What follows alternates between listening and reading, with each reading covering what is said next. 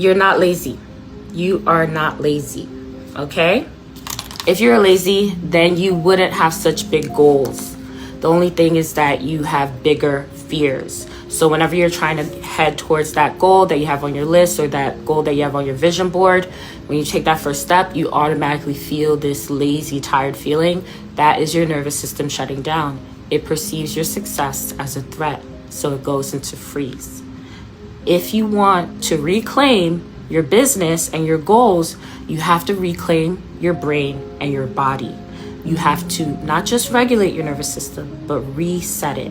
Your limbic system is responsible for emotional regulation, and your autonomic nervous system is responsible for your body's reaction. During my graduate studies, we dived in deep on ways to reset the nervous system, and I'm going to share some of those strategies with you in my workshop. It's completely free. It's called Plan Your Way to Your First Million. It's for entrepreneurs with big goals this year, such as hitting their first million in 18 months. I'm not only going to show you how to reset your nervous system, but I'm going to show you how to reclaim your mind, body, and your business. Hope to see you there.